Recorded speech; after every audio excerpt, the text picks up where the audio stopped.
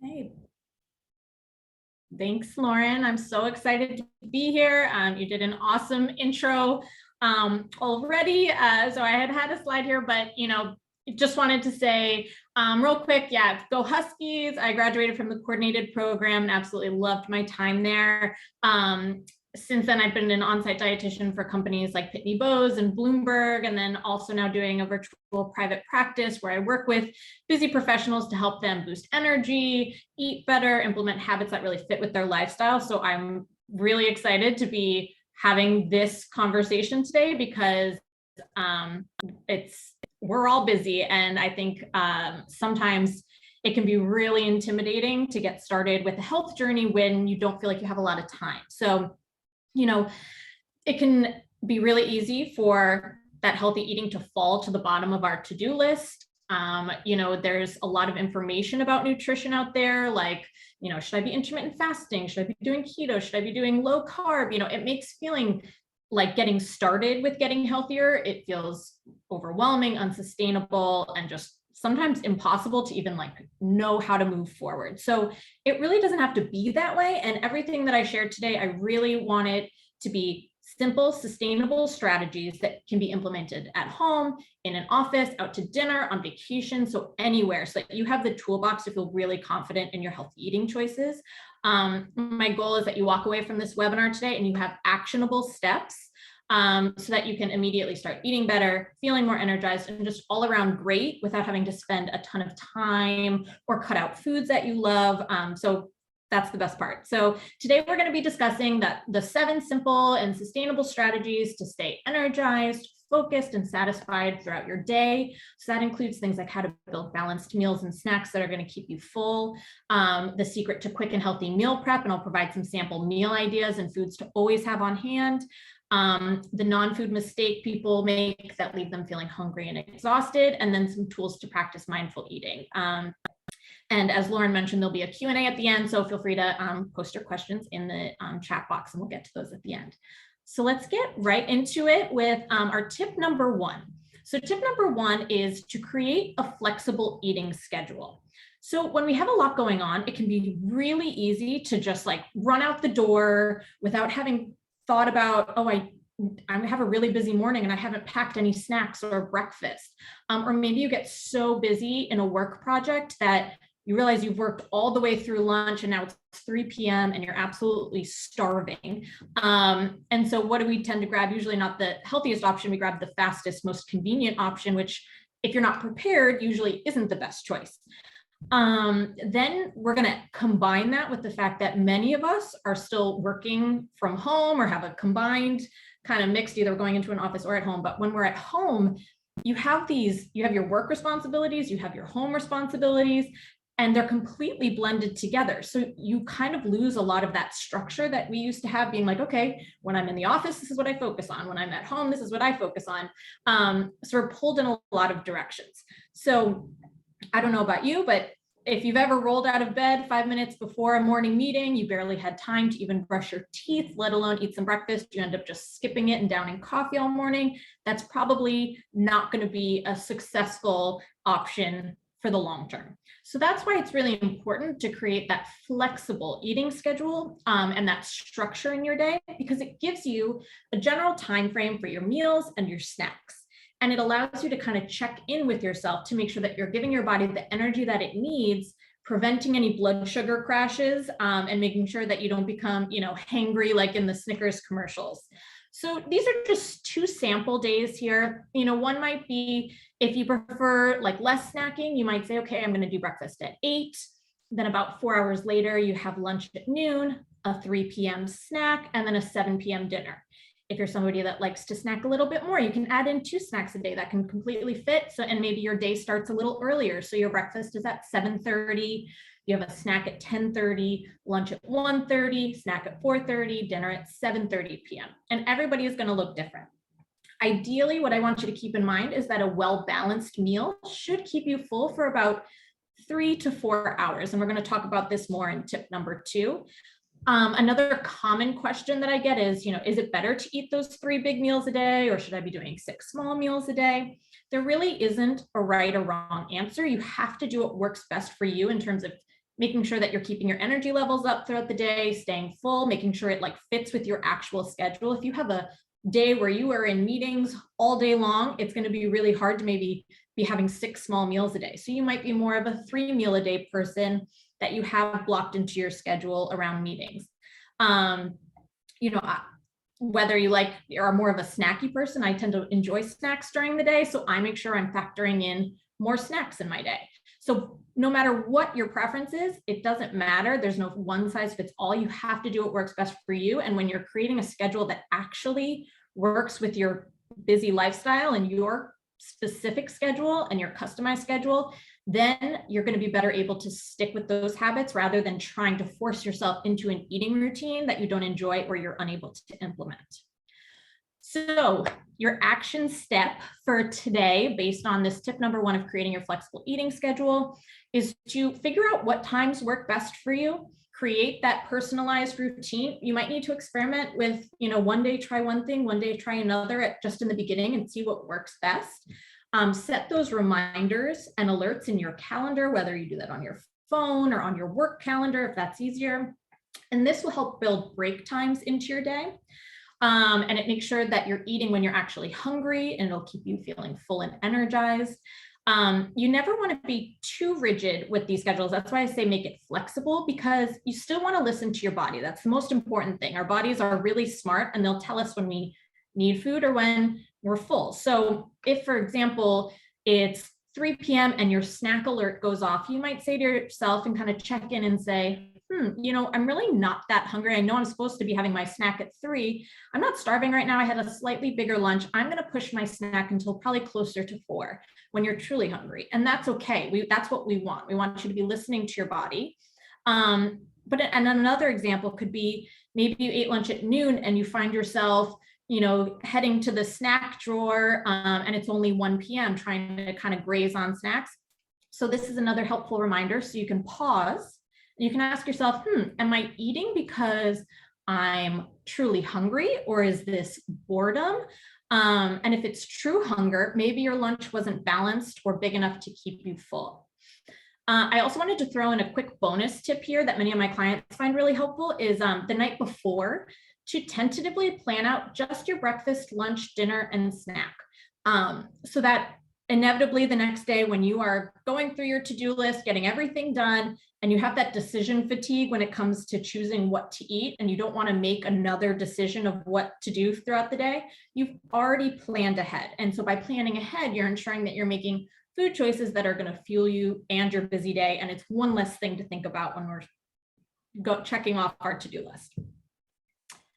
All right, moving on to tip number 2. This is probably my favorite one and the most important is learning how to build a balanced plate. And this is one of the easiest things. You know, you can count calories, you can count macros, you know, you can do lots of different things. And yes, they can work. But what I find with most of my clients is that calorie counting or macro counting for the long run is really difficult to sustain. So using a plate method like this and just visualizing what your plate should look like can be a much easier way to practice better portion control, make sure you're hitting all your nutrients, making sure that you're building meals that are going to really keep you full and satisfied for an extended period of time. So, and you can, again, be in any social setting. You can be out to dinner, you could be at a buffet, you could be at Thanksgiving, you could be just sitting down at home, you could be in the office and they've brought in food, and you can feel like you have the tools to create a balanced plate. So the 50-25-25% rule. So basically what you're going to be doing is filling 50% of your plate with fruits and or vegetables. So things like spinach, carrots, broccoli, cauliflower, tomatoes, mushrooms, apples, berries, bananas, whatever you like, that's going to fit into half of your plate. So then on the other half of your plate, you've got 2 sections of 25%. And so one of that 25% is going to go to your starch, preferably whole grains as much as possible. Things like whole grain breads and cereals, brown rice, whole wheat pasta, tortillas or high fiber wraps, potatoes, corn, whole grain crackers. And then that other 25% of your plate is going to be your lean protein. So that's going to be things like chicken, fish, lean cuts of beef and pork, eggs, low-fat dairy like yogurt or cottage cheese, tofu, beans and legumes. And so again, by filling your plate this way, you're hitting all of the food groups and nutrients your body needs. You are getting starches, which are going to give you energy for your day. Our brain needs carbs to function. And so that's our brain's preferred source of fuel. So you always want to make sure you're getting those in there. Then you're getting protein for fullness, and it helps to balance blood sugar. It's also great for helping build lean muscle, not in like a bodybuilding way, but the more lean muscle we have, the faster our metabolism. So it can also be helpful for making sure our metabolisms are staying speedy. And then you get your veggies and fruits for fiber, fullness, antioxidants. And then usually when you're cooking your meals, you're going to be using some kind of healthy fat like an olive oil to use as a dressing or to cook your chicken in. So those healthy fats are going to provide fullness, and they're also great for brain health and focus. So this is always, you can always check in on your plate and say, okay, what am I missing? What do I have too much of? What do I have too little of? And you can be in any social setting and feel confident. So when I use the example of Thanksgiving, you can be like, okay, I see that there are sweet potatoes, mashed potatoes, and stuffing, and those would all count as a starch. So instead of thinking, oh, I can only choose one, or feeling like I'm just going to fill 75% of my plate with it, you have a framework to say, okay, I'm going to take enough of each of these three to fit onto 25% of my plate. So you're still allowing yourself all the things that you love. You're just watching the portion size. So it's built-in portion control without having to think about it. So I like to use this picture because a lot of times our plates when we go out to dinner might look something more like this, which is, 50% meat, 50% starch, meat and potatoes, and very little fruits or vegetables, if at all. So by shifting the proportion of these food groups on your plate, again, you're still getting to eat all of the foods that you love. We're not cutting out carbs. We're not saying you can't eat the fries, but what we're doing is we're just making changes to the portion sizes. So maybe a little less steak so that it makes 25% of your plate, maybe a little less fries so it makes up 25% of your plate, and then order a nice side salad or vegetable or roasted vegetables to include in the meal. So then that way you're still going to feel satisfied, but you won't overdo it. I always think it's really helpful to show examples of different meals. So I'm just going to go through just a few really quick ones here. So for example, using this plate method for breakfast. So maybe that looks like half of your plate is fresh fruit like peaches and berries, or you could do peaches and some roasted red peppers if you have time to cook those up. Otherwise, I say just make it as easy as possible. So just some cut fruit would be great. Your starch would be 1 slice of whole grain bread, and then 2 eggs would be your protein for that other portion of the plate. Some other super fast breakfast ideas. If you guys have a pen and paper, you can write these down as I'm mentioning. You could do whole grain cereal or granola, which would be your starch, with some Greek yogurt as your protein, and then fruit would be your portion of fruit. You could do a whole grain waffle, which would be your starch, with some peanut butter, which would be your protein, and then topped with some sliced banana, that would be your fruit. You could do half of a whole wheat bagel, which would be your starch, with some smoked salmon and a little like cream cheese, those would be your protein, and then some tomato and red onion would be your vegetable. And then a last option for breakfast could be oatmeal, which is your starch. Add some walnuts or peanut butter, which would be your protein, and then some sliced banana or really any fruit of choice as your fruit on top. Looking at like lunch and dinner ideas, well, yesterday was Tuesday, so I was gonna say a little Taco Tuesday would be, doing half of your plate with, you could make an easy, super simple salad, or you could saute some onions and peppers.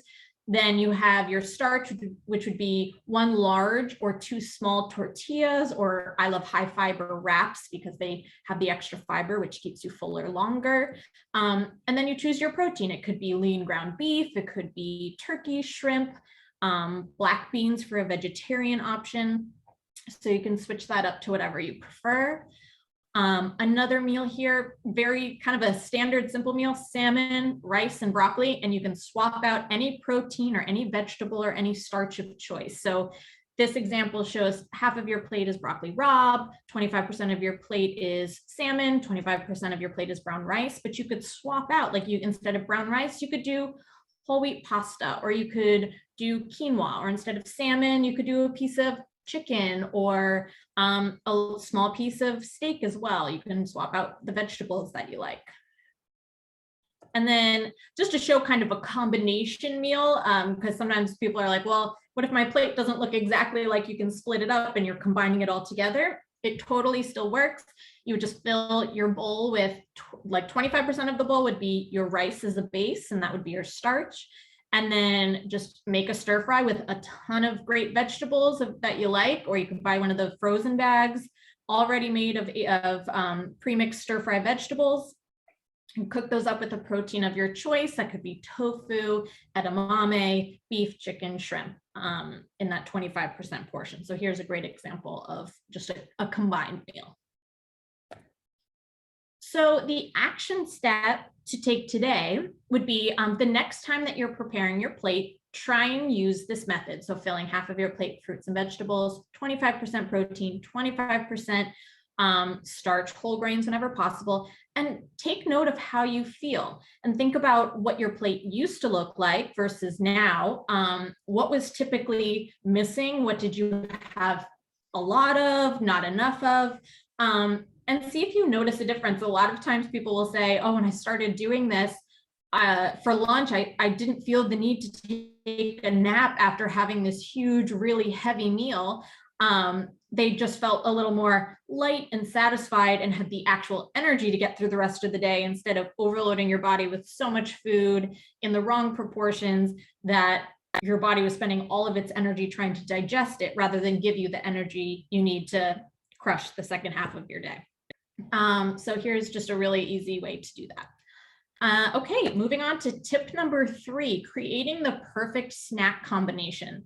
So when it comes to snacking, we really want something that's going to, one, taste delicious, most importantly, but we also want it to keep us full. We want to consider and think of snacks as bridging the gap between meals. It should be, if we are having like 4 or 5 hours between a meal, a snack is a really nice way to make sure we don't show up to that next meal super starving. So I don't consider snacking a bad thing, especially if it's going to help you to then not go into your next meal feeling so hungry or not having enough energy. So snacks can be a really great thing. The problem that many people face when snacking is that they're eating something for a snack, but then they say, oh, I feel really snacky 30 minutes later. And then it starts a pattern of just sort of grazing all afternoon, or I know snacking after dinner is a really big one as well. So the key to a snack that's actually going to keep you full and satisfied is going to be, you want to have a combination of protein and healthy fats, protein and or healthy fats, plus carbs. And I'm going to show you on this next slide kind of why. So when we eat a carb alone, like we see here with the purple line that spikes up and comes down, when we eat a carb by itself, our blood sugar naturally is going to spike up and then it comes down pretty quickly. When we eat a carb with a lean protein, like we see on the green line, or a healthy fat, like we see with the pink line, you can see our blood sugar, it's still naturally going to rise. That's completely normal. But instead of spiking and dropping, it's coming up slowly, and then it's easing down over a much longer period of time, which means that we're staying fuller longer. We don't suddenly feel ravenous. And also, we're making sure that we're keeping our body in fat burning mode, because when our blood sugar spikes really high, we release insulin, which puts our body in fat storage mode versus fat burning mode. So some examples of that would be, instead of just grabbing an apple, so carbs would count as like a starch or a fruit.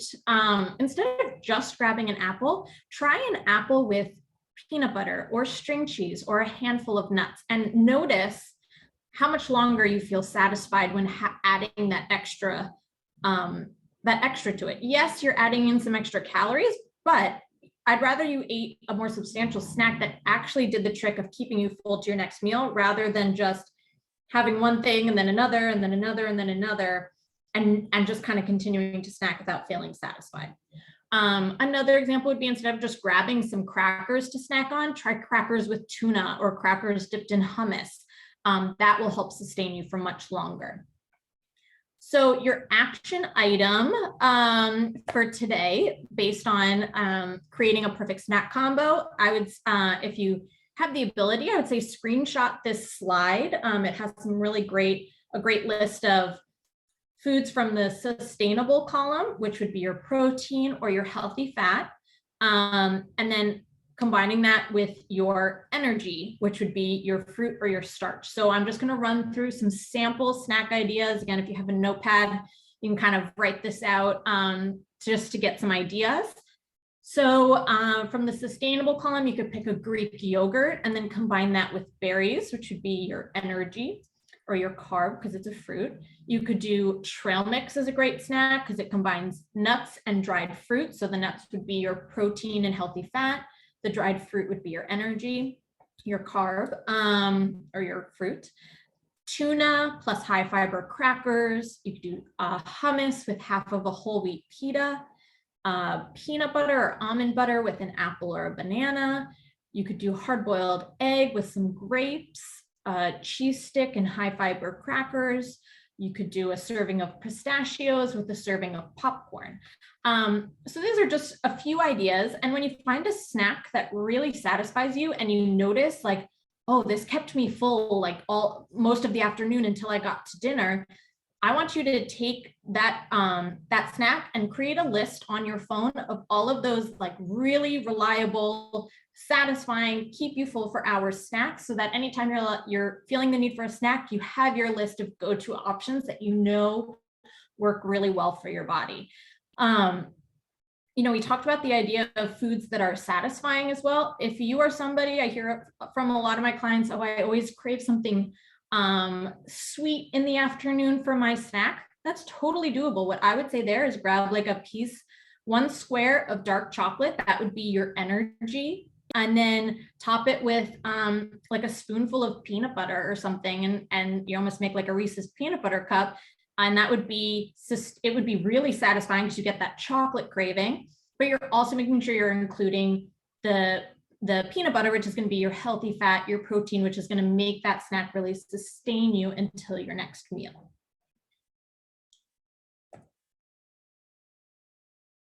Okay, moving on to tip number 4, which is practicing proper portion control. It sounds, you know, again, we're super busy. We want to make all of these tips really easy. So the ideas that I give you for portion control here are going to be really simple to do. So the first one I'm going to start with here is simply using a smaller plate and bowl for easy built-in portion control. Just to give some research behind this, in one study, people who ate using a large bowl ate 77% more food than when they were given a medium-sized bowl. Another study showed that nutrition experts, and these are experts, we are well trained in terms of portion sizes and food volume and all of that, but when they were given a larger bowl, they served themselves 30% more ice cream. And also when they were given a larger serving spoon, served themselves 15% more food. So what's even more interesting is that in both of these studies, they weren't aware that they were given a bigger sized bowl. And so they were completely unaware of any changes in portion sizes. So this can be just super easy in terms of just swapping your usual plate, bowl, or serving spoon for a slightly smaller alternative. And it can help, you know, prevent any overeating or feeling the need to, if you're somebody who likes to clean their plate and has always been somebody who needs to finish all the food on their plate, if you're starting with a smaller plate, you'll be successful in that way. Another just quick example, I was giving a presentation on portion control to a group of employees, and before the presentation, I went to this really popular food vendor that they would all go to for quick lunches. And I got their most popular meal, which was a mix of chicken, rice, and some salad. And when I showed the to-go container of food to the employees, they all told me, that's a single serving. I finished the entire container. I assumed it was an individual serving, and it was not a big box. And so what I did was I took one of the standard sized plates from the office, and I started portioning out this container of to-go food onto the plates, and it took 2.5 pretty full plates of food to empty the entire container. So even, again, as a nutrition professional myself, I was even surprised at the fact that it was 2.5 servings in this pretty small container. So it goes to show that it's not always, you don't always look at food and say, oh, that's a lot of it. Sometimes the containers can be extremely deceiving. So if you are going to do takeout or delivery, one easy tool would be just to make sure, instead of eating it right from the container, just portion it onto a plate first and see what the proper portion size might be.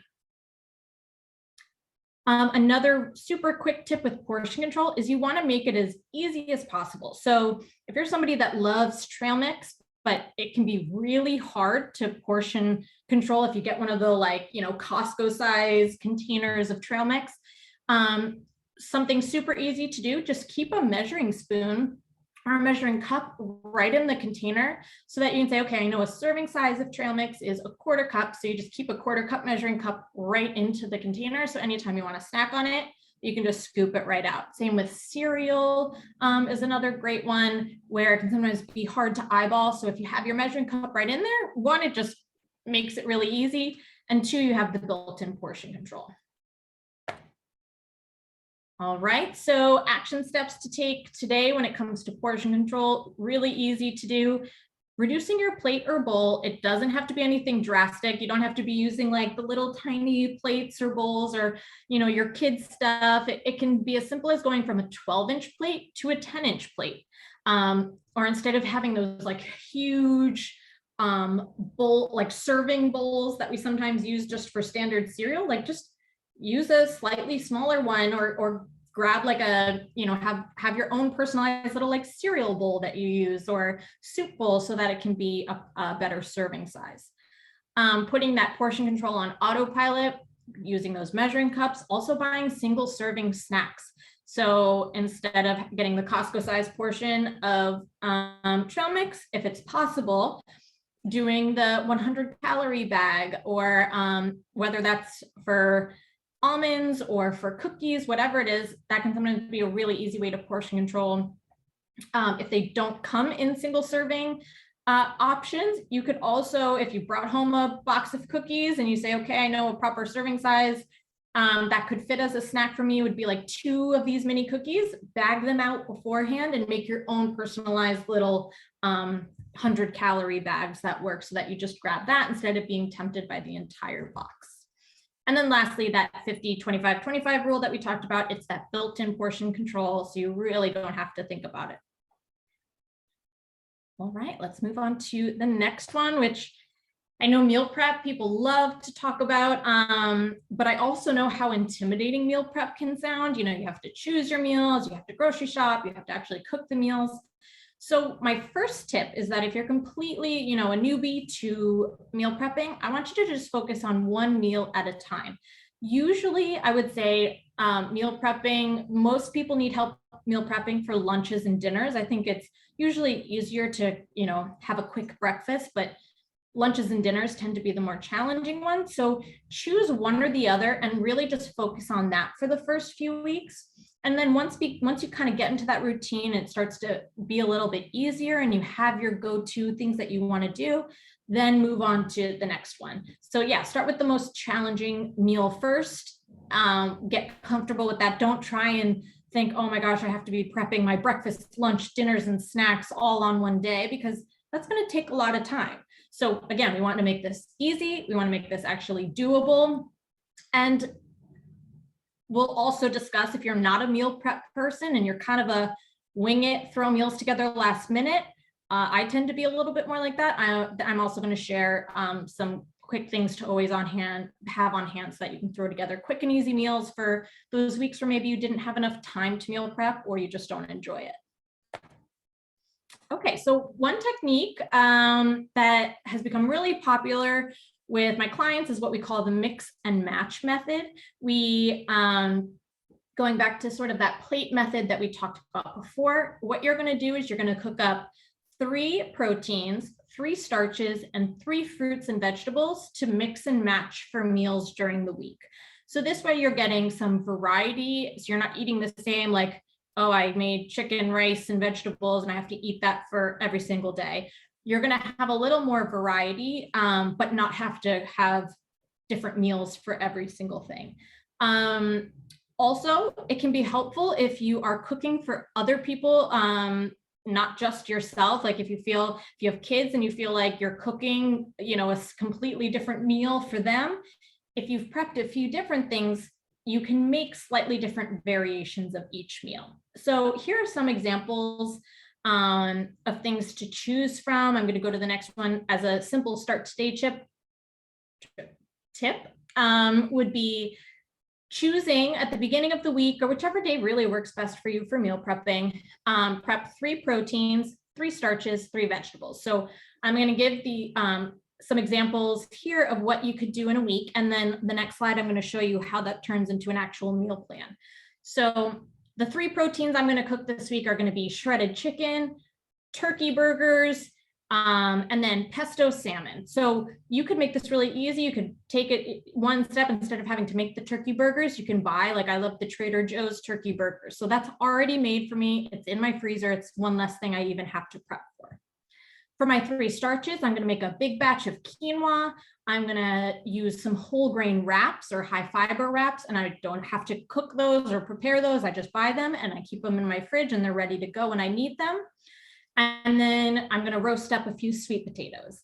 Then for my 3 vegetables, I'm going to do a really easy tomato, cucumber, and avocado salad where I just chop up those 3 vegetables, add a little balsamic vinegar. If that even sounds like too much, I would say just swap that out for like the pre-made salad kits that you can buy. Those are great. And it has all the ingredients already. So all you have to do is dump them into a bowl and you're set. And then I'm also going to make some roasted vegetables, and I'm going to buy the pre-spiralized zucchini noodles. So they're already spiralized. I don't even need to take time to spiral them. I could just make them on the spot or just prep them ahead of time. So with 3 proteins, 3 starches, and 3 vegetables, here's an example of a lunch or dinner meal plan using these ideas.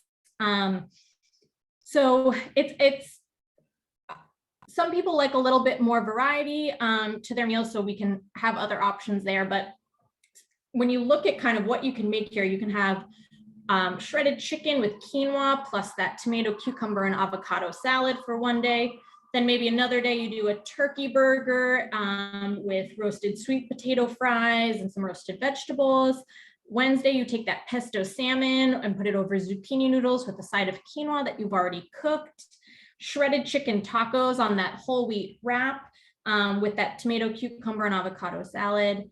One day you could do a turkey burger and wrap it in the whole wheat wrap, or many of us have whole grain bread or regular bread on hand most of the time as a staple. So you could use that as a bun as well, plus a side of pesto zucchini noodles. So the pesto that you used for the salmon, you can then use the remaining amount to put on the zucchini noodles. And then Saturday, you could do a pesto salmon with roast sweet potato and roasted vegetables. So you can see how, even though it's 3 proteins, 3 starches, 3 carbs, you can actually make a few different varying meals that won't taste like you're having the same thing every single day. And again, gives you that ability to say, maybe, the parents are having the turkey burger with roast veggies and quinoa, but your kids want the shredded chicken tacos. So then you already have it prepped and ready to go. Some other things that I would say, if meal prep isn't your favorite, or if you're super busy and you're like, when am I supposed to find time to meal prep? I'd rather use that time doing something else that maybe might be more self-care or whatever it is. There's a concept from the book Atomic Habits by James Clear that I really love. And it's this concept of, it's called habit stacking. So what you're really doing is just combining one habit with another one that you enjoy and actually want to do. And then it makes it a little bit more enjoyable or feel more doable. So an example of that would be while you're meal prepping, if you really enjoy listening to podcasts or audiobooks, or you're trying to catch up on shows that you've missed for the week, you can put something on in the background to listen to or to watch while you're meal prepping. If you're like, oh, I didn't get a workout in today, you can throw some food into the oven and you can do some, countertop push-ups, you could do some jumping jacks, you could do some squats right in your kitchen. And then you're multitasking. When we're busy, you have to find ways to make the time and to combine things and make it as efficient as possible. So those are just some simple ways to kind of incorporate it if you feel like you need that extra motivation to get it done. This next slide here, again, great to screenshot if you can. I can't emphasize enough that even if you love meal prepping, if you don't like meal prepping, you should always, always, always have emergency staples on hand so that if you don't have time to get to the grocery store or you don't have time to meal prep for the week, you can always have and always be able to throw together super healthy, easy, and delicious meals. So here is just a really short list of things to have on hand. You could have 1 minute brown rice, whole wheat or chickpea pasta, quick cooking oats, quinoa, what else on here? Canned chicken, tuna, and salmon for protein, beans for protein, almond butter and peanut butter. You could do, it's always helpful to have sauces to add flavor. So marinara, always have on hand, like tomato sauce, pesto is a great one, flavorful sauces, you can do soy sauce, things like that. And then for frozen, you will always find turkey meatballs in my freezer. Makes it super easy. I also love, I know this is a kid's food, but I enjoy it as well, if you've ever heard of the brand Just Bare chicken nuggets. They're delicious. They also make chicken nuggets with whole grain breading. So that can be a fun way to throw some chicken nuggets into a nice salad for a quick lunch. I always have a backup stash of proteins like chicken, steak, fish, and pork that's frozen in my freezer. So if I wake up that morning and I say, it's going to be a super busy day, I don't have anything planned for dinner, I'm not going to have time to get to the grocery store, so I can just take one out and let it defrost. By the end of the day, it's ready for cooking that evening.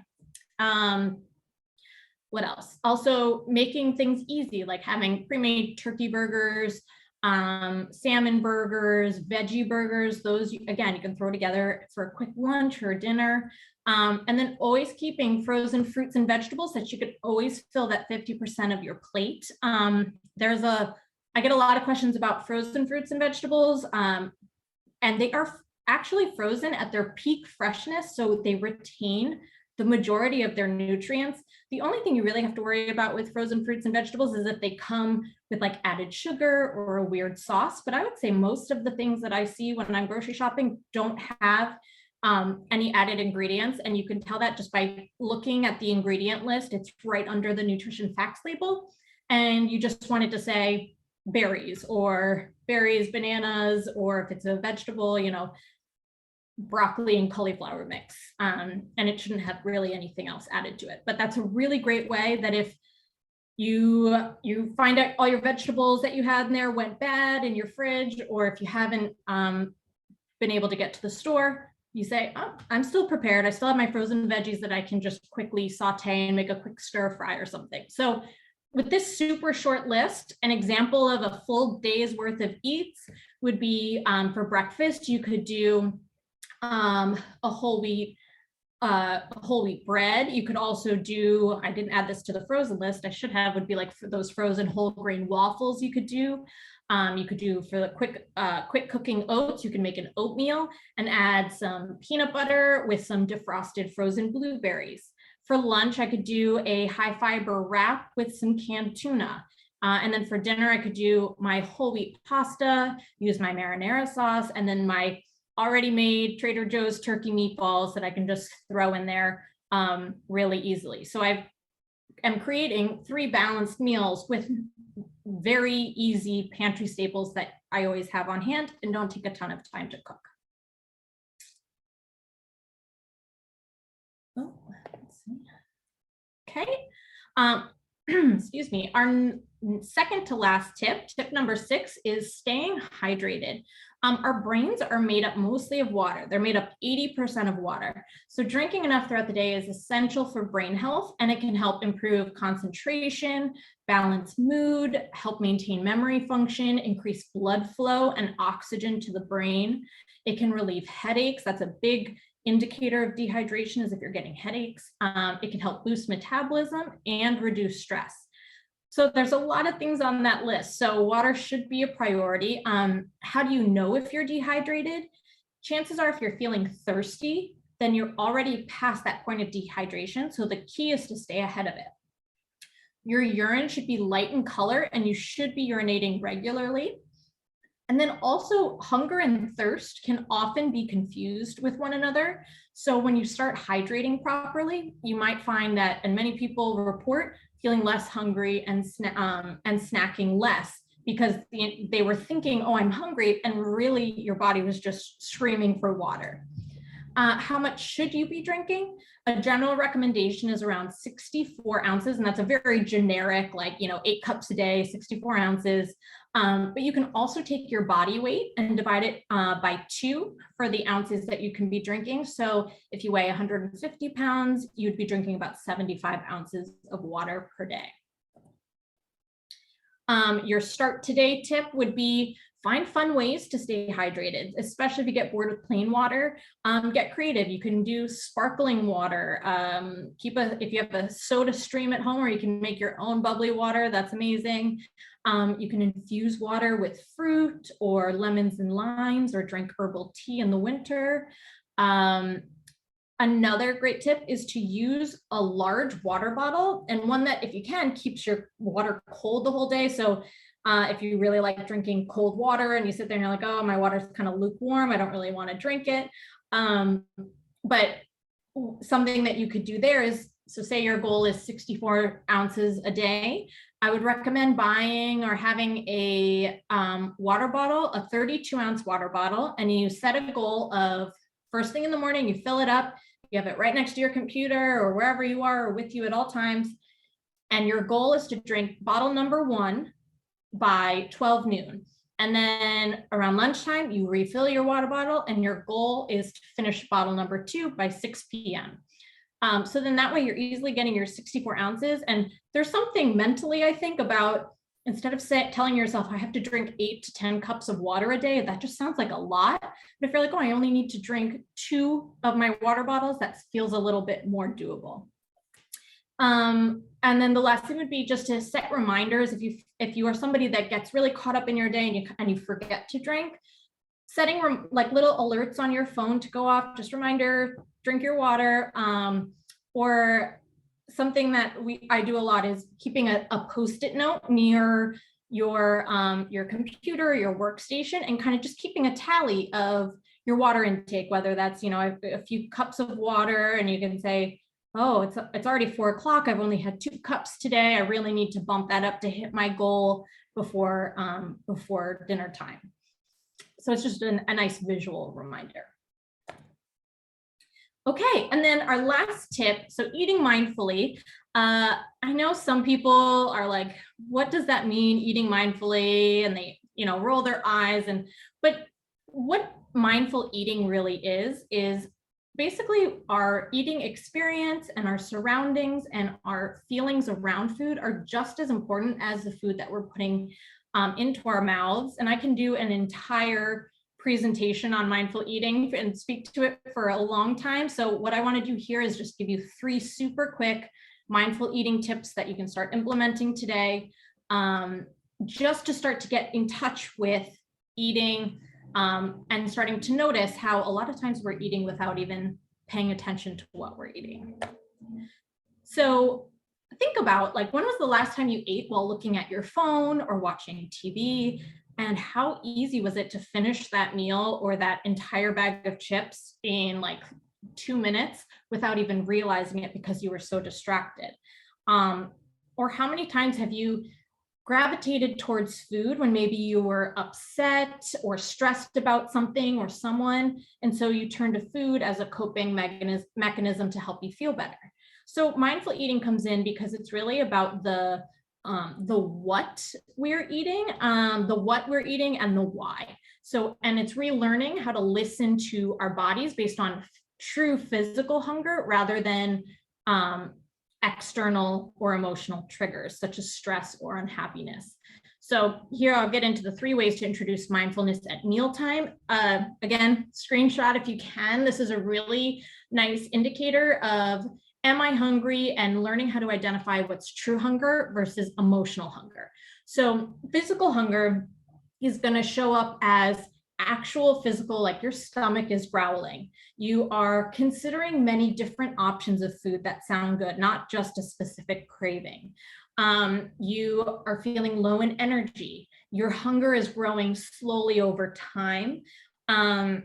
There's been a few hours since your last meal. So that's where that, 3 to 4 hour range, you should be starting to feel hungry after a certain time.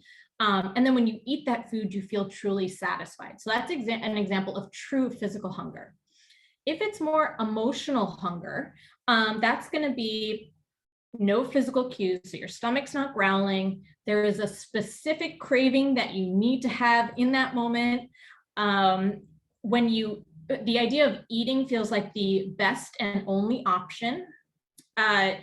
Not much time has passed since your last bite of food. So if it's like 30 minutes after you just had a big lunch, the food that you have doesn't totally satisfy when you eat it. So with the physical section, if you're having true physical hunger, if the answer is yes, I am noticing all of these cues or some of these cues, the best choice is to actually eat and satisfy that hunger. And I love on this chart, it separates healthy and unhealthy as the next 2 choices. But then at the bottom, the key is to eat mindfully. So I want to make an important point that whether you choose a quote unquote healthy or a quote unquote unhealthy option, I want you to, whatever choice you make, to really sit and enjoy and savor and taste it and not feel guilty about it. If you choose like, okay, I'm physically hungry and you know what, I chose a cookie and that might be considered quote unquote unhealthy, I want you to enjoy every bite of that cookie and at the end be like, that was perfect. That satisfied my hunger. I am good. I am moving on. I'm not going to feel guilty for my choice. You're eating it mindfully and really tasting it. With emotional hunger, if you're noticing, yes, okay, this probably isn't true hunger, it's more triggers from outside external sources, you have different options. You can either distract or you can find ways of comfort outside of food. So you're building a toolbox that when you notice these signs of stress, that instead of just turning to food as your only way of coping, you have an arsenal of different things that you can do. So for example, taking some deep breaths, closing your eyes and just taking some deep breaths, just 5 inhales and exhales really slow, can do wonders to stress. Reading, calling a friend or texting a friend, even sometimes it's mindlessly scrolling on Instagram as a way of just not focusing and just taking a little bit of a mental break away from work, going outside in nature, going for a walk. If it's a weekend, take a little nap if you have the option. So lots of different things and kind of pick what works best for you to really feel your best. Next one, we talked a lot about slowing down and savoring. So I want you to practice that whenever you have the time at your next meal or snack, I want you to eat that snack with no distractions. I want you to stop. I want you to look at the food, smell the food, taste the food, take a bite, put down your fork, really chew it. I want to see if you can maybe set a timer for like 10 minutes and really make that snack last as long as possible. Because it takes up to 20 minutes for our brain and belly to register fullness. So by practicing this and really slowing down our eating, and if you don't have time to slow down your eating, at least eating without distractions and solely focusing on the food as much as possible, it'll help you realize when you're full and rather than just kind of scarfing down your food really fast and not even tasting it, and then being like, oh, well, that wasn't really that satisfying. I want to eat something else. Last one is the hunger scale. So using the hunger fullness scale, before you eat, I want you to ask yourself, on a scale of 1 to 10, where am I? 1 being absolutely ravenous, 10 being completely stuffed. And I want you to start eating around a 3, 4, which would be like, I'm slightly hungry, my stomach's starting to growl. And then halfway through the meal, check in with yourself. And the key would be to stop eating around a 5 or 6, which would be, you know, I'm satisfied, I'm comfortably full. And by this checking in halfway, it allows you to say, all right, you know what, I'm at that 5 or 6, I'm comfortable. I still have some food left, so I'm gonna wrap this up and take it home. And then you have leftovers for another meal. So quick action items that we just talked about, identifying that true hunger versus emotional hunger, and then coming up with kind of a toolbox of things to use for that emotional hunger, slowing down and savoring your food, and then using that hunger and fullness scale. All right, and then just a quick action item recap of everything we talked about: creating that flexible eating schedule, building your balanced plate and snacks, practicing great portion control, meal prepping, staying hydrated, and then that eating mindfully. So thanks so much, and we can open it now for questions. I know I ran a little bit long, but you know, any questions that you have, I'd love to hear. If you have any personalized questions, you can always email me privately at hello@KristenCarlucci.com. So I'll let Lauren take over now. All right, it looks like we have a few minutes for questions. We do have a bunch in the queue right now. For those that are asking if they're going to be able to see these slides again, we are recording this event and we will send it to everybody that did register. So let's start off with well, our first question. So what are your suggestions for non-meat proteins? How do you feel about incorporating those into the diet for people specifically that are vegan? Absolutely. I think non-meat options are great, and they definitely, obviously fit into a lifestyle. So you want to focus on, with plant-based protein, you want to make sure that you're getting enough protein. So great sources of protein are for vegetarian or vegan would be tofu, beans, lentils, hemp and chia seeds are really great. Seitan. If you are vegetarian, not vegan, then you can incorporate dairy, which is a very easy way to get protein. So for example, like a cup of Greek yogurt has almost 20 grams of protein. Cottage cheese, low fat, or regular milk is an option. So plant-based sources of protein absolutely can fit into your diet and is a great thing to incorporate in general. Great. So along those lines, what are your views on protein powders? Yeah, I think so. It all comes down to making foods as easy as possible. So for example, if you are somebody who is going to skip breakfast because you don't have a ton of time to eat, but you do, like the night before, like to throw together a quick smoothie and add in a quick scoop of protein powder, and that's a great breakfast for you, then I would say protein powders are great. Do I think you should be incorporating protein powder at every single meal? Probably not. If you can get it from Whole Foods, that's great. That's, always kind of preferred, but protein powders definitely have a place, especially if it's a matter of convenience. And I would just say, make sure you're choosing ones that have good quality ingredients. I really like Sun Warrior is a brand I like. Vega is a brand that I like. There's one called Naked Way, so it's very minimal ingredients. So I would just make sure to do your research on choosing a protein powder that doesn't have a bunch of junk in it. Awesome. So next question we have here, it was noted that there were no snacks on your list at nighttime for one of those first few slides that you went through. Yeah. Should nighttime snacking or after dinner snacking be avoided? So no, so those were just sample days. 100%, if you're somebody that likes to have an evening snack, it can absolutely be included in your routine. The key is that you've planned for it and you've accounted for it. So if you're somebody that wants to, if you prefer an after dinner snack, so maybe you do breakfast at 8, lunch at 12, you have a snack at 4, dinner at 7, and then you have an after dinner snack around, depending on what time you're going to bed. You don't want to eat too close to bed so that it doesn't mess up with falling asleep, but maybe a nice after dinner snack at around like an hour or 2 after dinner, that can absolutely fit into your routine. So that could be, if you're somebody that likes having a dessert, you could do that, square of dark chocolate with some peanut butter in it would be a nice like evening snack. So you can definitely, what you want to be careful of is that mindless grazing after dinner while watching TV. That's where it gets, because a lot of times that's not true hunger, that's distracted, or you just have a habit of sitting down and eating while watching TV, even though you just had dinner. So you want to make sure that the snack you're choosing after dinner is a mindful choice, and that it's actually going to just satisfy whatever craving that you have. Great. We have a few questions here on portion control, portion size for protein. What is 25% protein? Should it be measured in ounces? Is there an easy way to kind of measure that out? Should it be just, go off of 25% of your plate? What would you say is the easiest way for someone to kind of estimate 25% protein in their meal?